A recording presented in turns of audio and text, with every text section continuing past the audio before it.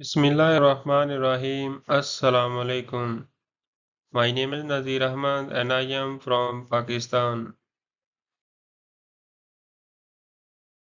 Today we will learn about 12 tips for students who wish to write and publish. These tips have been written by Rajai K. Sharma and Harriet L. Ogle. They have affiliation with University of Exeter Medical School, Exeter, UK. Summary: Stepping into the world of research can be an overwhelming task, especially for those with relatively little experience, such as medical students or science students. This article, this article aims to provide students with tips for writing and publishing in all fields. The 12 tips are as follows. Find your why. Play to your strength and be realistic. Be well read. Revisit missed opportunities. Talk to the experts around you. Broaden your horizon. Get to grips with the submission process. Why? Pay attention to the details. Remember that submission is not the end. The process cannot be rushed. Consider the alternative paths to presenting research. Start writing. This writing is derived from personal experience with supporting evidence and is not designed to be encyclopedically, simply a reference to help students alleviate any concerns and begin their own journey into the world of research.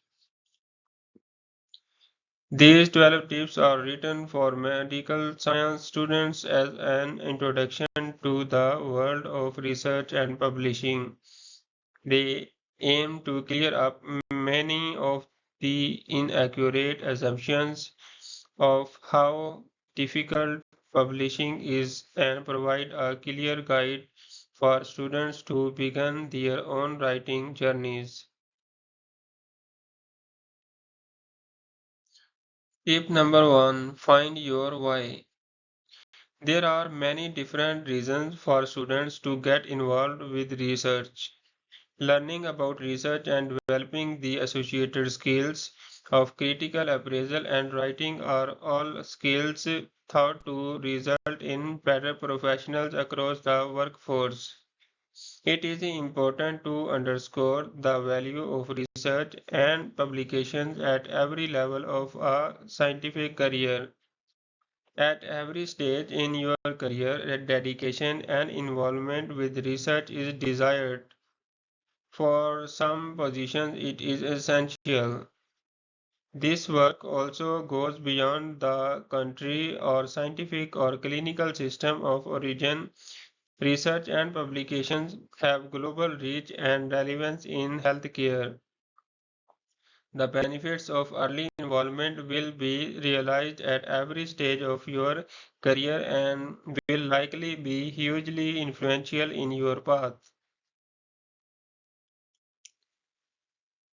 These These basic things can range from passion about a certain theme or inspiration from a clinical placement through to raising an important query from some journal reading. Any reason can be reason enough, but being mindful of your own personal drivers will only help to improve your efforts. In finding your why, you will have a base upon which to build an entire bank over time. Tip number two: play to your strengths and be realistic. A little bit of thought and planning at this stage will create a much friendlier introduction to research. Take a little time to reflect and think about the skills or interests you have that may translate into research work. This could be an old fondness of maths and statistics, strong analytical skills, or even an innate passion for any particular field of medicine. Tip number 3, be well read.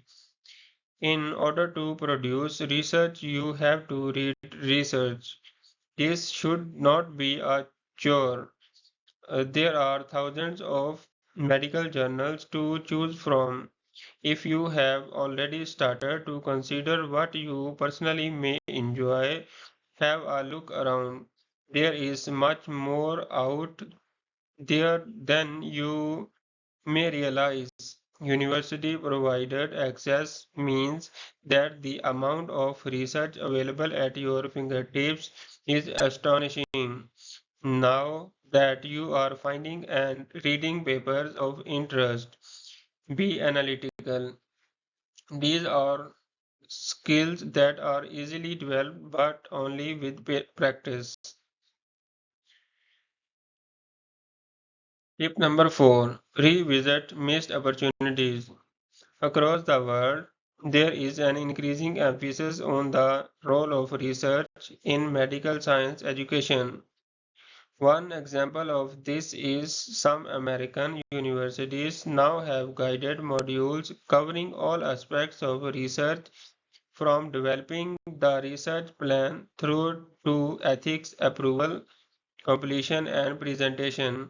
In other countries such as the UK and Australia, medical science schools are expected to encourage students' participation in research, but it is not mandatory. They do, however, need to equip students with the skills to navigate the world of research and critically appraise evidence presented to them in order to become more experts. Tip number 5, talk to the experts around you. As a student, you are meeting new experts all the time. Has there been a single one that you have had a great experience with? Has there been a lecturer, many of whom dabble in research too, who is particularly approachable or in a specialty that you love? This should not be restricted to the most senior professionals. Tip number 6, broaden your horizon. When approaching publishing for the first time, it is easy to become solely focused on research papers and ways in which to participate with teams of researchers or large projects. In reality, this is only one aspect of literature, and by delving into the world of research and becoming more well read, the variety of publications and types of writing will quickly become apparent. In broad terms, this range includes original research, review articles, clinical trials, clinical case studies, and opinion pieces.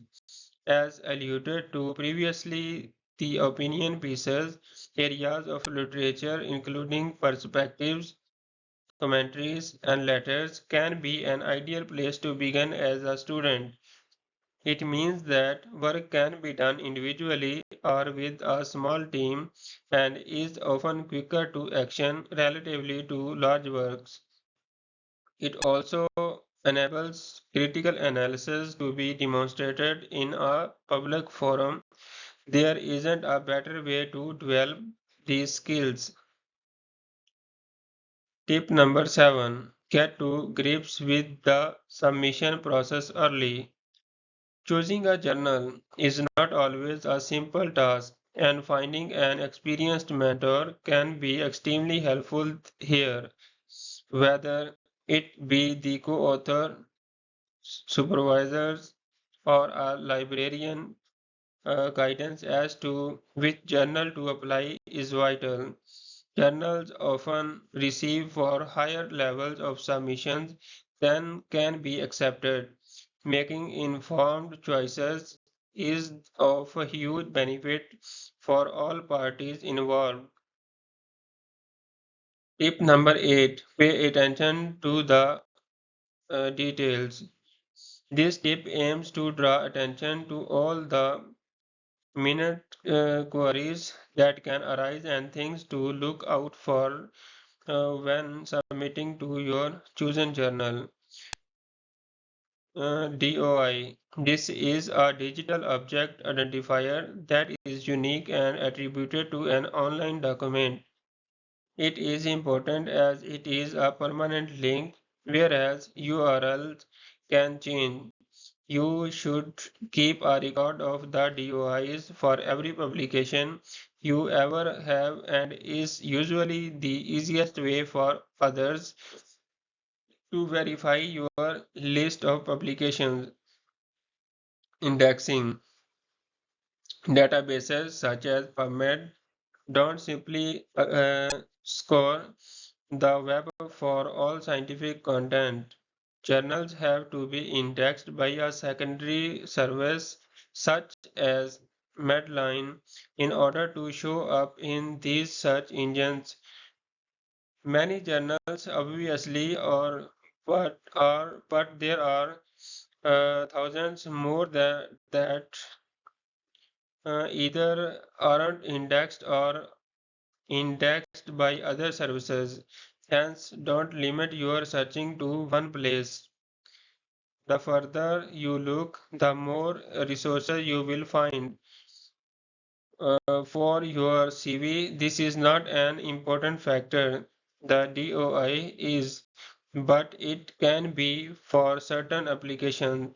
For example, the foundation program in the UK requires publication to have a PubMed ID before they can be counted towards the application. Declaration of interest funding, an easily overlooked checkpoint that is usually required before an article can be considered. This can vary from a single line of text on the cover page to a whole separate form. You may not have any conflict of interest or funding, but make sure you confirm whether any of your collaborators do before submission. Article processing charges. This is an important consideration for all authors, but especially students. Due to running cost, many journals do not charge submission fee but do charge APCs if the works are accepted. They can often be over €2,000 as medical students don't often have access to funding. It is another option, early consideration before submission, as it would be incredibly disappointing to be accepted only to then find out there is an APC that you cannot meet. This is just one of the many benefits of seeking pre-submission guidance. See tip number 7. Many journals have various criteria for waiving the fee. This would be assessed on a case-by-case basis. If the work is with senior academics, then they may have access to institution funding, especially specifically for APC. Open access. Aside from the high impact journals, many do not publish fully open access. This means that all or some degree of content is hidden behind a paywall. This can often be overlooked as medical students often have institutional access through their university. Despite this, open access should be an important consideration as making works open access can lead to APCs, but without it, the exposure of work is reduced. Tip number 9. Remember that submission is not the end. It is relatively uncommon for any journal submission to be accepted without any revisions. There are four decisions that can be given. These are acceptance, minor revisions, uh, major revisions, and rejection. Acceptance is obviously the ideal. Minor revisions are common and still very positive. Sometimes this can be a provisional acceptance pending certain changes that the editors and reviewers will request. Major revisions mean that the editors still feel the article may be suitable for their journal, but the reviewers have highlighted many serious issues that need addressing. Sometimes this is not always possible, and so you may need to have a dialogue with the editors. Rejection is obviously the most disappointing as there is no further recourse. Appeals are very unlikely to succeed. It is not uncommon, and any author should be completely aware of this reality. Some journals report rejection rates of as high as 90 to 95%, but don't lose hope. Depending on the details of the work, it can often be resubmitted elsewhere.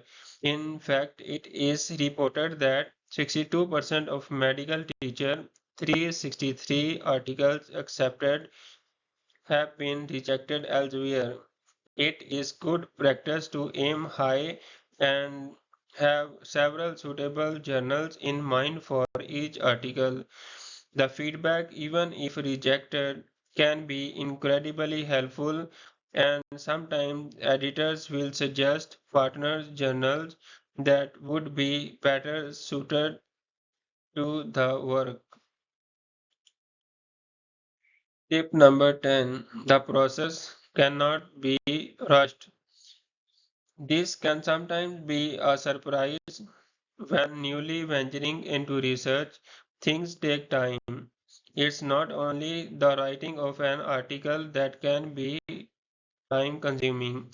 Once submitted, it can be days before the paper is assessed by an editor and many weeks before a first reply is received. There is some relativity between the size and scope of an article and the time frames, but essentially don't ever expect quick turnarounds. This is one of the reasons why it pays to have plans as to what to do if the work is rejected, as it can be difficult to return to an article many weeks after the fact. Also, it is something to consider if the piece of work is relatively time sensitive. Tip number 11. Consider the consider the alternative paths to presenting research. It is important to highlight the importance of other scientific modalities. A full paper is incredibly time consuming and can have relatively poor success rates. However, a vast proportion of research projects can be presented as scientific posters or oral presentations, but simply aren't. If you have collaborated on a research project that has been submitted or hasn't, always consider how else it can be used and what other outputs are possible.